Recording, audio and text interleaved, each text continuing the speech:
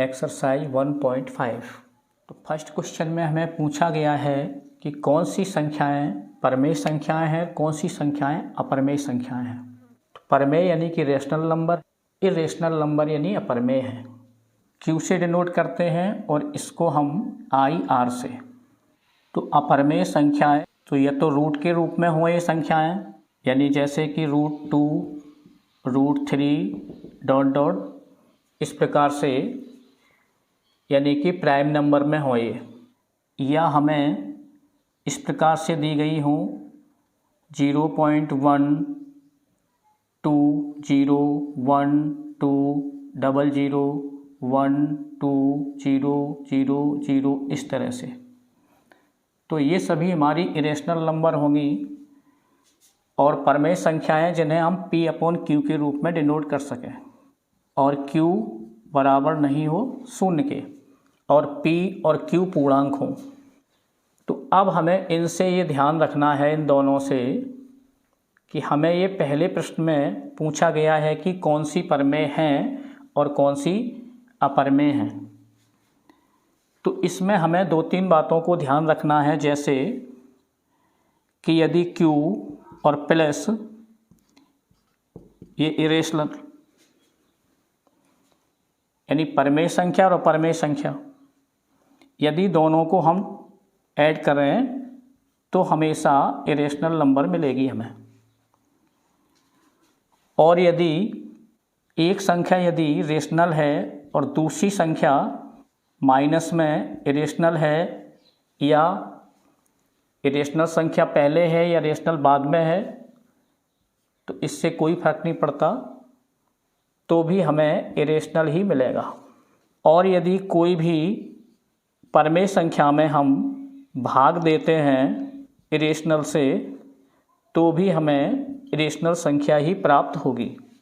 लेकिन यदि इरेशनल में इरेशनल का भाग देंगे और सेम संख्या होगी, तो फिर हमें वहाँ रेशनल संख्या प्राप्त होगी।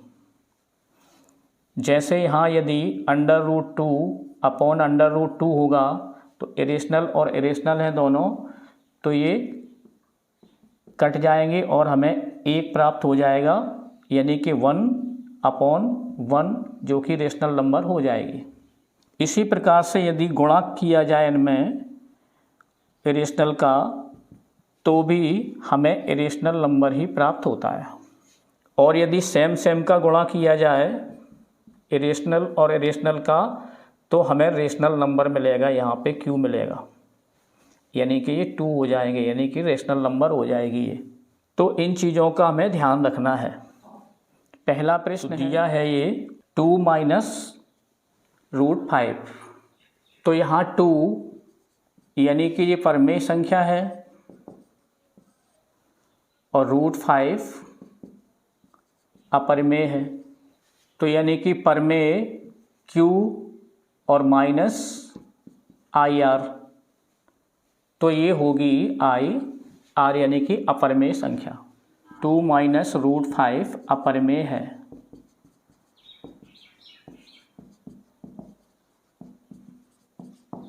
अब इसमें दूसरा है 3 + √23 - √23।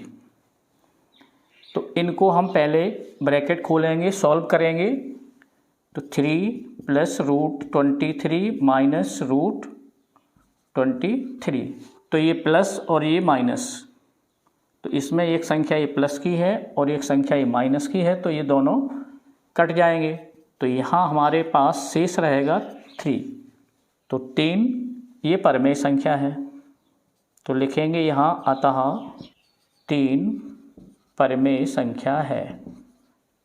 तो यहाँ चूँकि 3 एक परमेय संख्या है, तो इसीलिए ये हमारा दूसरा जो प्रश्न है, तो ये परमेय है।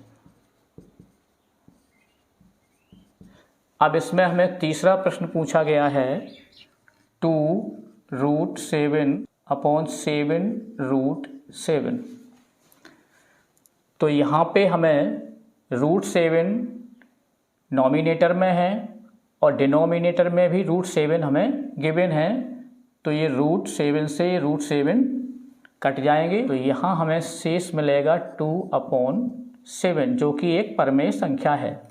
तो इसमें भी लिख देंगे अतः क्वेश्चन 3 परमेय संख्या है। तो अब हम करेंगे इसमें चौथा।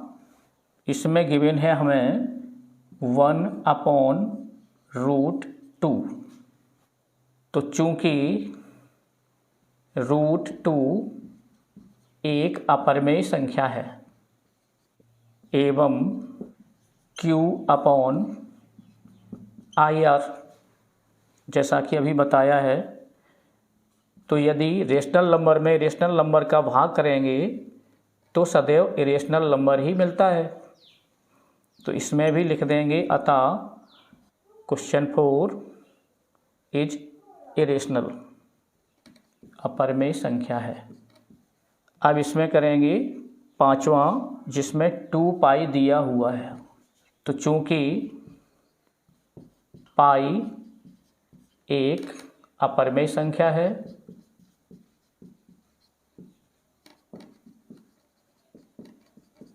तो इसीलिए 2π भी अपरमेय होगी।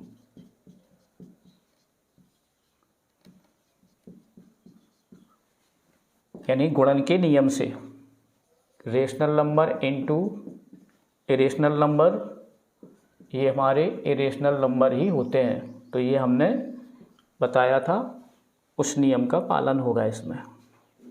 अब हम करेंगे प्रश्न क्रमांक 2। क्वेश्चन 2 में हमें दिए गए व्यंजकों को सरल करना है, यानी सिंप्लीफाई करना है। तो पहला प्रश्न इसमें है 3 + √3 इंटू 2 + √2। तो इन दोनों का हमें मल्टीप्लाई करना है, सिंप्लीफाई करना है फिर इसे मल्टीप्लाई करके। तो सबसे पहले हमें पहले ब्रैकेट से ये 3, इनका हम मल्टीप्लाई करेंगे ये पूरे कोष्टक के अंदर। तो यहाँ हम लिख सकते इस तरह से 2 + √2। जब इसका हम मल्टीप्लाई इसमें करेंगे, फिर इसके बाद हम अगली जो संख्या दी हुई है प्लस है तो प्लस में, माइनस है तो यहाँ माइनस करेंगे। तो प्लस तो प्लस √3। अब इसका हम गुणा करेंगे 2 + √2 में। तो इसका अंदर गुणा करेंगे 3 × 2 = 6 हो जाएगा यहाँ। फिर हम 3 का मल्टीप्लाई करेंगे प्लस √2 में। तो हमें ये ध्यान रखना है कि 3 प्लस की संख्या है और √2 भी प्लस की संख्या है। तो जब भी हम किसी संख्या में मल्टीप्लाई करते हैं तो वो जिस भी साइन की संख्या होती है हमें उस साइन का भी गुणा करना होता है। तो प्लस और प्लस का हम जब गुणा करेंगे तो प्लस होगा 3√2, इनका हम गुणा कर चुके। तो अब हमें √3 का भी इसी तरह गुणा करना है। तो √3 प्लस प्लस प्लस प्लस का मल्टीप्लाई करेंगे तो प्लस होगा √3 × 2। तो जब भी ये ध्यान रखें रूट की संख्या होती है और जो बगैर रूट की संख्या होती है तो इससे हम 2 3 जा नहीं कह सकते। √3 का मतलब जैसे हमने कोई x मान लिया और × 2 है तो 2x लिखेंगे इसको। इसी तरह से 2x की जगह यदि √3 है तो √3 लिखेंगे। इसे 2 3 जा 6 नहीं कहेंगे। तो 2 √3 लिखेंगे। अब प्लस √3 का √2 में गुणा होगा तो ये √3 × √2। तो रूट इसमें दोनों में सेम है तो रूट करके 3 × 2 लिख सकते। 3 × 2 = 6, इसमें हमारा मल्टीप्लाई हो जाएगा। तो यहाँ हो जाएगा √6। तो अब यहाँ सभी संख्याएं अलग अलग हमें दी हुई हैं। तो यही हमारा जो सरलीकरण इसका करना था, सरल करना था, सिंप्लीफाई, तो यही आंसर हमारा हो जाएगा। अब इसमें दूसरा प्रश्न है। तो इसमें दिया है 3 plus root 3 into 3 minus root 3।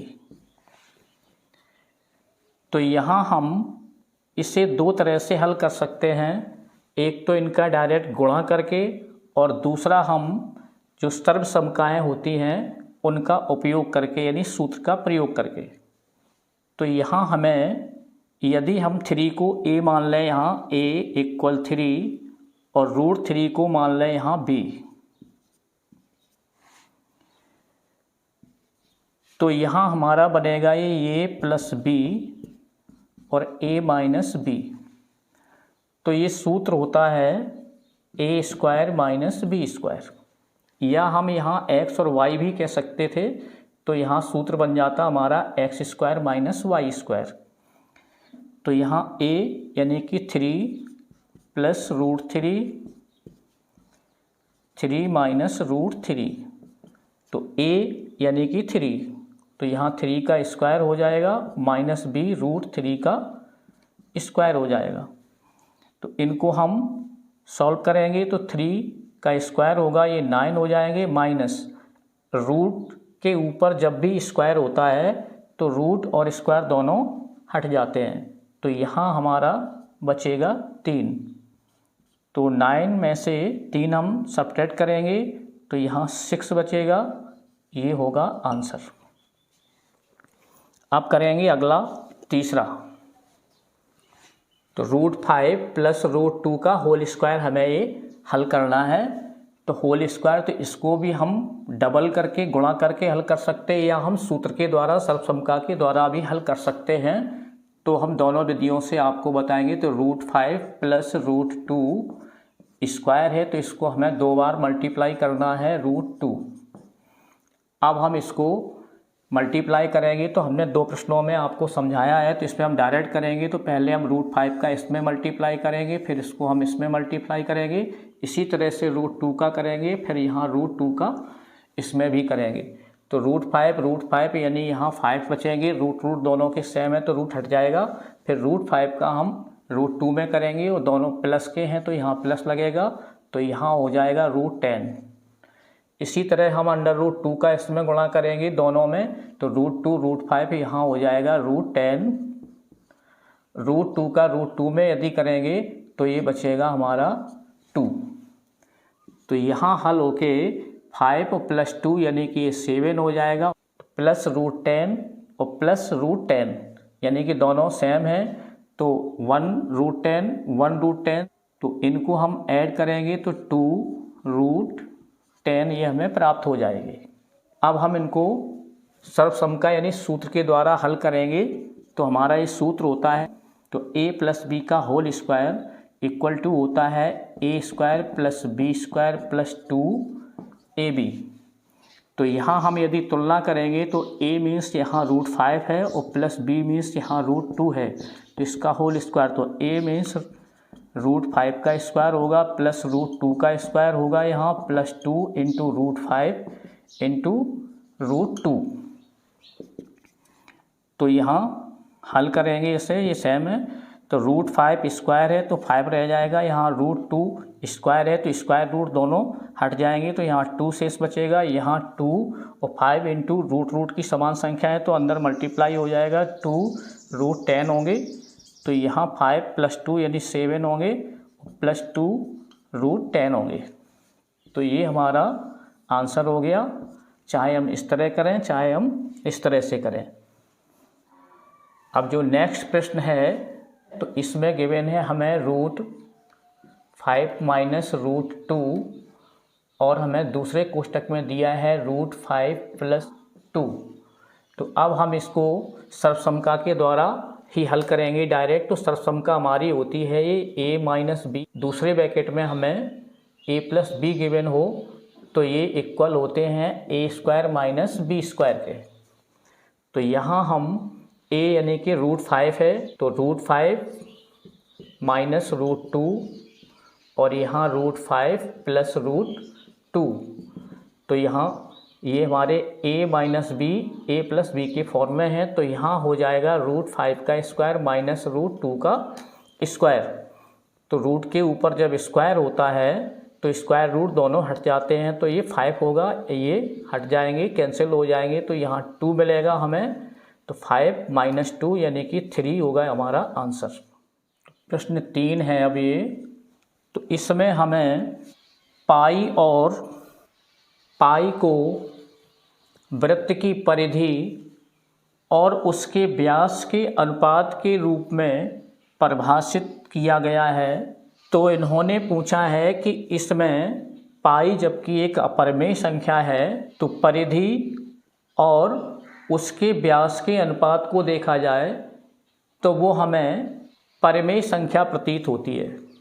तो इन्होंने कहा है कि ऐसा अंतर्विरोध इसमें है, तो इसका निराकरण हम किस तरह से बताएंगे। तो यदि हम एक कोई रस्सी लें, यदि मान लो हमने 10 सेंटीमीटर या 20 सेंटीमीटर किसी भी माप की हमने एक रस्सी ली या धागा लिया, इसको हम एक वृत्ताकार रूप दे दें और फिर हम यहाँ इसका व्यास माप लें यानी d यानी 2r। तो जब हम इसको इस तरह से वृत्ताकार रूप में कन्वर्ट करेंगे तो ये कोई भी माप हो सकती है इसकी x। तो ये हमारी बाहर की जो सीमा है तो इसको हम बोलते हैं परिधि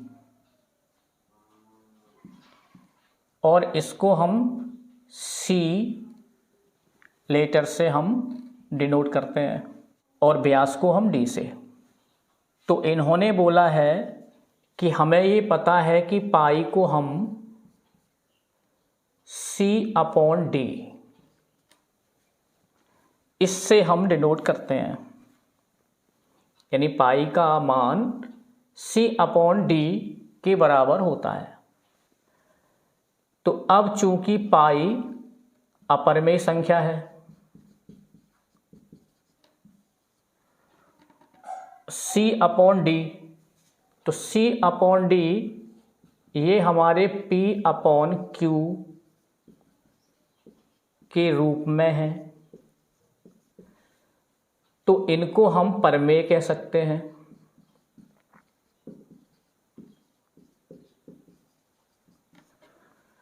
तो यही अंतर विरोध इसमें है, क्योंकि पाई इक्वल है C/D के, तो ये अपरिमेय है तो ये परिमेय कैसे होगी। तो इससे हमें इस अंतर विरोध को दूर करना है। तो इसके लिए हमारे पास में यानी पाई इक्वल C/D, तो एक तो हम प्रैक्टिकली इस धागे से कर सकते हैं कि इसको हम यदि इस तरह से वृत्त के रूप में मोड़ दें, इसकी माप हमें पता है एक्यूरेट जितनी भी है, और फिर हम इसके व्यास को लें और व्यास का हम इसकी परिधि यानी 2πr से भाग दें, तो हमें पाई यानी कि पाई प्राप्त हो। तो पाई जो कि अपरिमेय है तो इसका मान लगभग 3.14 इस तरह से अनंत संख्याएं हमें मिलेंगी अपरिमेय के रूप में, तो ये होता है। तो अब यहाँ पाई इक्वल टू C/D के इन्होंने कहा है, तो यदि ये परिमेय है तो फिर ये भी परिमेय होना चाहिए, या ये अपरिमेय है तो ये भी अपरिमेय होना चाहिए। तो यही अंतर विरोध है।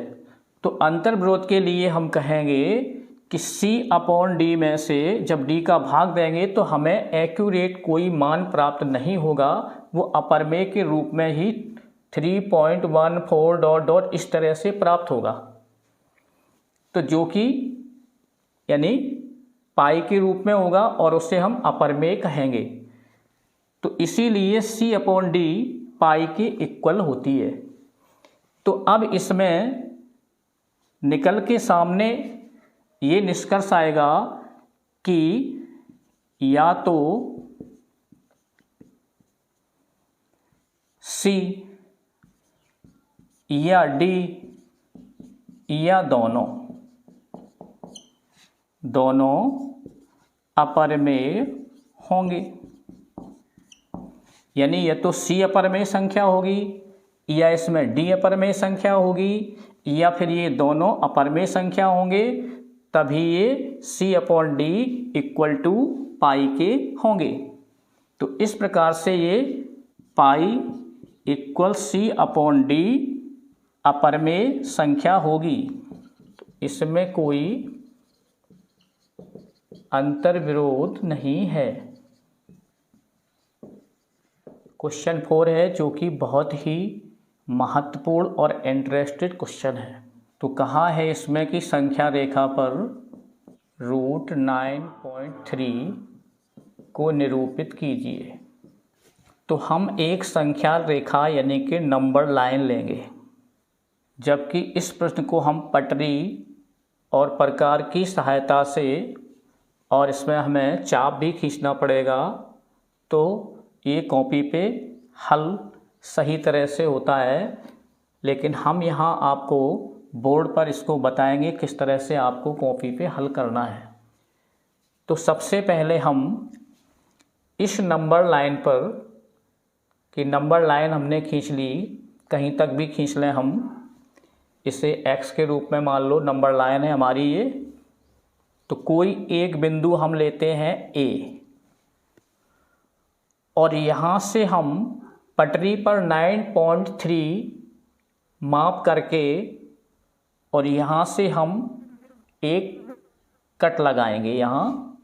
तो यहाँ से 9.3, तो मान लो यहाँ 9.3 बिंदु यहाँ मिलता हमें। तो A से यहाँ B तक की ये दूरी हो गई 9.3। तो इतनी दूरी यहाँ से यहाँ तक ये 9.3। अब यहाँ B से हम 1 सेंटीमीटर, यानी 9.3 सेंटीमीटर हो गया ये। अब हम 1 सेंटीमीटर माप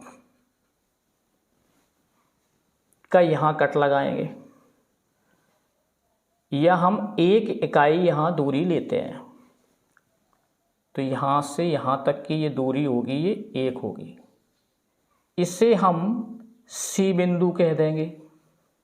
तो अब हम A और C का लंब समद्विभाजक, यानी परपेंडिकुलर बाइसेक्टर अंग्रेजी में बोलेंगे, तो हम लंब समद्विभाजक खींचेंगे। तो इसके लिए हम क्या करेंगे कि हम A से और C तक की दूरी प्रकार से नाप लेंगे, और हम यहाँ कट लगाएंगे ऊपर। A से C तक हम फैला करके इतनी चाप ले करके या इतना आर्क ले करके हम इसे ऊपर यहाँ कट करेंगे। इस तरह से यहाँ कट करेंगे, और एक कट करेंगे यहाँ नीचे। फिर उतनी ही माप का हम C पर यहाँ नोक रखेंगे, और फिर इसे उल्टा घुमाएंगे। तो यहाँ इसको काटेंगे, नीचे इसको काटेंगे। तो ये दोनों जहाँ भी ये कटेंगे, तो इन दोनों को हम मिला देंगे, दोनों बिंदुओं को इस तरह से। मान लो जी यहाँ कटा इस तरह से, तो इसको हम P और Q बोल सकते हैं। तो A और C का लंब समद्विभाजक हुआ ये PQ।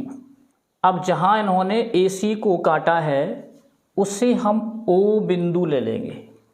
O को केंद्र मानकर OA और OC, यानी OA बराबर OC बराबर R, यानी त्रिज्या की माप का हम एक अर्धवृत्त खींचेंगे जो A से C तक जाएगा।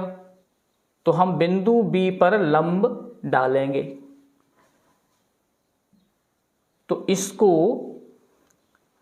या तो हम चांदा रख करके यहाँ 90 अंश का सीधे पटरी की सहायता से कोण बना देंगे, या हम बगैर चांदे के सिर्फ प्रकार के द्वारा हम इसमें 90 अंश का कोण बना सकते हैं, यानी कि बी से एक लंब डाल सकते हैं। तो हम बी पर नोक रखेंगे और यहाँ इस तरह से हम कट कर देंगे, चाप घुमा देंगे, यानी आर्क को हम बी पर उसका पॉइंट रख के आर्क को इस तरह घुमा देंगे किसी भी माप का। तो हमें इस लाइन पे वो कट करेगा यहाँ और यहाँ।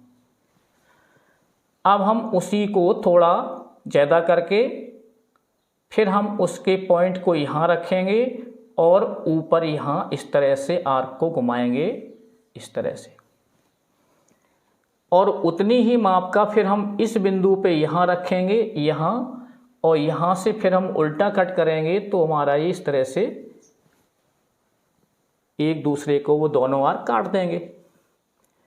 तो जहाँ ये कटान बिंदु होगा उसे हम ये बी से लाइन खींच देंगे। तो यही हमारा बी पर लंब होगा। तो इसे हम डी नाम दे देते हैं, यानी कि ए सी पर बी डी ये लंब डाल दिया। तो ये लंब यानी ए सी पर जो बी डी लंब हुआ, तो ये हमें ये वृत्त जो अर्धवृत्त है, तो इस अर्धवृत्त पर हमें डी बिंदु पर ये कट करता है, डी बिंदु पर कट करता है। तो बी से लेकर के डी तक यही हमारी दूरी होगी √9.3। तो बी डी का मान ही होगा √9.3, लेकिन हमें संख्या रेखा पर √9.3 को दर्शाना है। तो जैसा हमने पिछले सवालों में किया था, तो हम B को पॉइंट मानेंगे और D तक हम उसको ले जाएंगे। तो BD की माप का हम एक चाप यानी आर्क घुमाएंगे जो हमें इस AX रेखा को कट करेगा। तो उस बिंदु को हम E नाम दे देंगे। तो B से लेकर के E तक, तो B से लेकर के यहाँ से लेकर के ये E तक, इस बिंदु तक ये दूरी है जो, यही हमारी अभीष्ट √9.3 होगा। तो B और D बराबर होगा B E के। तो संख्या रेखा पर √9.3 को हम इस बिंदु पर प्रदर्शित करेंगे, यानी यहाँ ये बिंदु होगा। तो यहाँ से हम यदि देखें तो यहाँ हमने B से C तक हमने 1 माना था यहाँ, तो यहाँ 1, 2, 3 इस तरह से लेके चलेंगे। तो जब ये खींचेंगे हम, तो ये इसको हम इस तरह से भी लिख सकते, थोड़ा दूरी से बनेगा, प्रकार से सही बनेगा। यहाँ तो एक समझाने के लिए है। तो जब खींचेंगे तो ये इस तरह से हमारा बनेगा।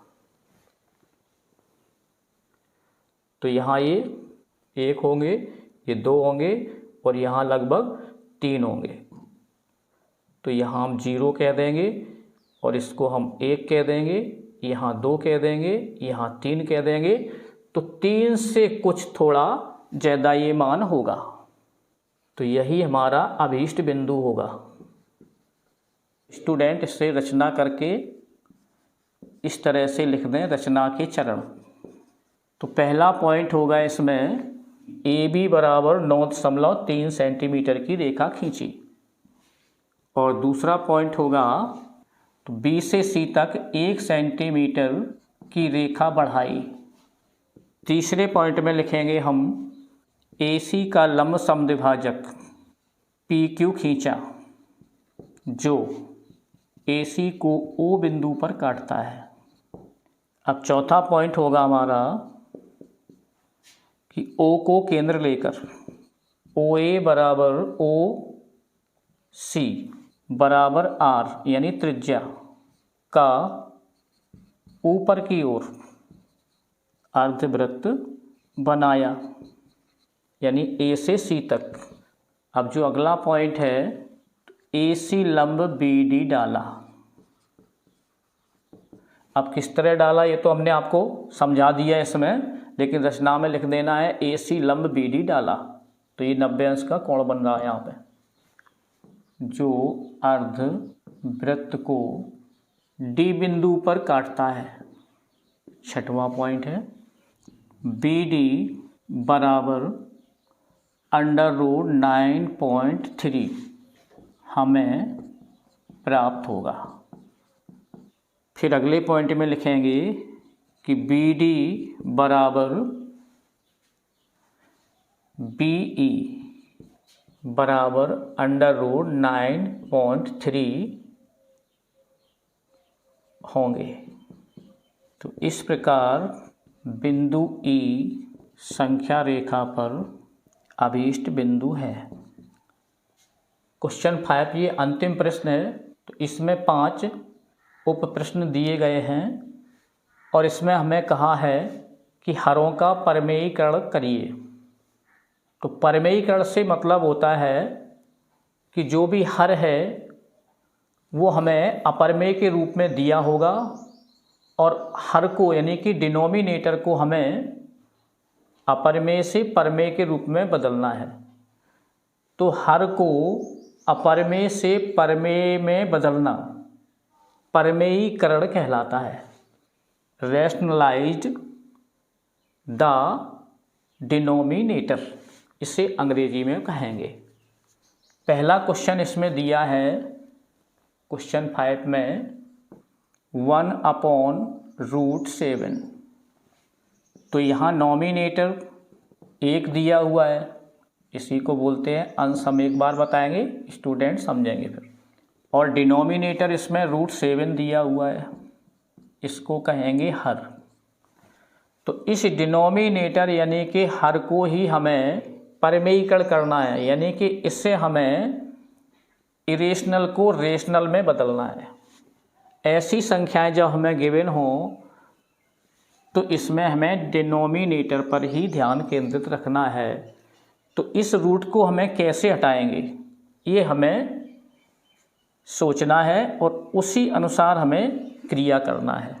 तो यहाँ √7 है, यदि हम √7 का ही इसमें मल्टीप्लाई कर देंगे तो बताया कि समान यदि हम यहाँ x इंटू √x कर देंगे तो ये हमारा x हो जाता है। ये सूत्र रूप में लिख सकते हैं। तो जब हमने यहाँ अपनी तरफ से यहाँ √7 का गुणा किया हर में, तो हमें अंश में भी करना होगा √7 का गुणा। तो नॉमिनेटर और डिनोमिनेटर दोनों में हमें √7 का गुणा करना होगा। तो नीचे हमें यानी डिनोमिनेटर हमें रेशनल नंबर के रूप में मिल जाएगा, यानी कि परफेक्ट रूप में मिल जाएगा, इंटीजर के रूप में मिल जाएगा, या होल नंबर के रूप में हमें प्राप्त हो जाएगा। तो ये √7 डिनोमिनेटर में √7 से √7 हो जाएगा। तो यही हमारा आंसर हो गया। अब हम लेंगे दूसरा, तो 1/√7 - √6 ये हमें दिया है। तो अब यहाँ हम देखेंगे कि हम डिनोमिनेटर में क्या करें कि हमारा ये रूट हट जाए। तो यदि रूट का स्क्वायर हो जाएगा तो रूट हट जाता है।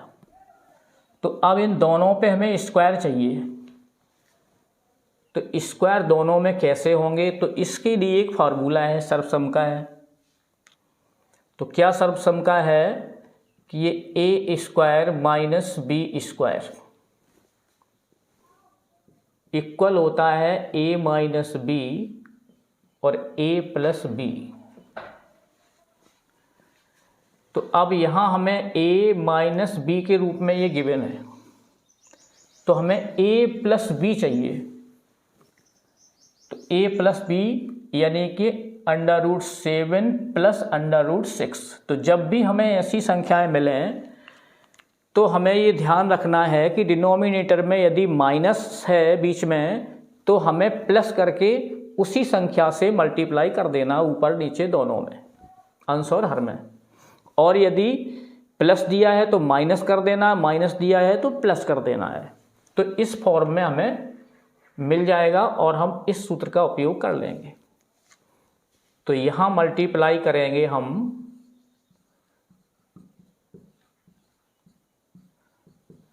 √7 प्लस √6 का, यानी कि नॉमिनेटर और डिनोमिनेटर दोनों में हमें करना होगा। तो √7 प्लस √6 ऊपर गुणा करेंगे इनका, तो √7 प्लस √6 हमें जो की तो मिलेंगे और डिनोमिनेटर में हमें ये सूत्र मिल जाएगा a minus B A plus b के फॉर्म का। तो हो जाएगा a square minus B square, a यानी कि √7 स्क्वायर माइनस √6 स्क्वायर। अब इनको हल कर देंगे थोड़ा, तो √7 प्लस √6 और अपॉन होंगे ये, तो रूट स्क्वायर दोनों हट जाएंगे, यहाँ 7 माइनस यहाँ 6 होंगे, तो ये √7 प्लस √6 अपॉन 7 माइनस 6 होंगे, तो यहाँ 1 बचेगा, यानी कि √7 प्लस √6 ये होगा आंसर। अब इसमें एक तीसरा प्रश्न है जिसमें दिया गया है 1/√5 प्लस √2। तो √5 प्लस √2, तो यानी यहाँ हम गुणा करेंगे √5 माइनस √2, ताकि यहाँ हमें फॉर्मूला प्राप्त हो जाए a minus B A plus b वाला। तो यहाँ भी होगा √5 माइनस √2, ब्रैकेट लगा देंगे। तो यहाँ नॉमिनेटर का गुणा करेंगे तो ये √5 माइनस √2 रहेंगे, और ये नीचे हमें a plus b a minus b वाला फार्मूला मिल गया। तो यहाँ हो जाएगा √5 स्क्वायर माइनस √2 स्क्वायर। यहाँ हम लिख सकते हैं a square minus B square equal to a minus B A plus B सर्वसमका से।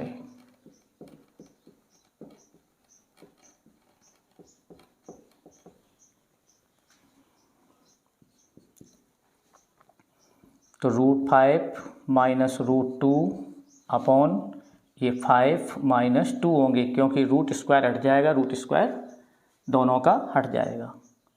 तो यहाँ मिलेंगे हमें √5 माइनस √2 अपॉन 5 में से 2 सब्ट्रैक्ट होंगे, तो यहाँ होगा 3। ये हो जाएगा आंसर। अब ये अंतिम प्रश्न है क्वेश्चन 5 के सब क्वेश्चन 4 का।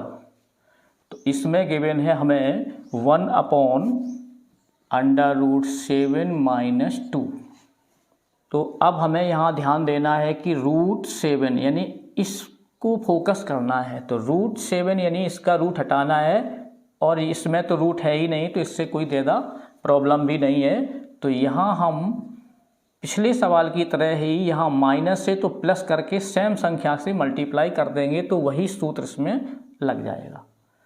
तो यहाँ √7 प्लस 2 अपॉन √7 प्लस 2, यानी अंश और हर में, नॉमिनेटर और डिनोमिनेटर में हमने √7 प्लस 2 √7 प्लस 2 का मल्टीप्लाई कर दिया। तो यहाँ चाहें तो लिख सकते हैं कि अंश व हर में √7 प्लस 2 का गुणा करने पर। तो यहाँ गुणा करेंगे हम, तो √7 प्लस 2 अपॉन, यहाँ हमारा फॉर्मूला लग जाएगा। तो यहाँ हो जाएगा √7 का स्क्वायर और माइनस 2 का स्क्वायर, तो वही सूत्र a square minus B square equal to a minus B A plus b से। इस तरह से रूट और स्क्वायर दोनों हट जाएंगे, तो यहाँ रहेगा 7 माइनस 2 का स्क्वायर होगा 4। तो यहाँ हमारे होंगे √7 प्लस 2 अपॉन 7 माइनस 4 3। तो यही हमारा आंसर होगा।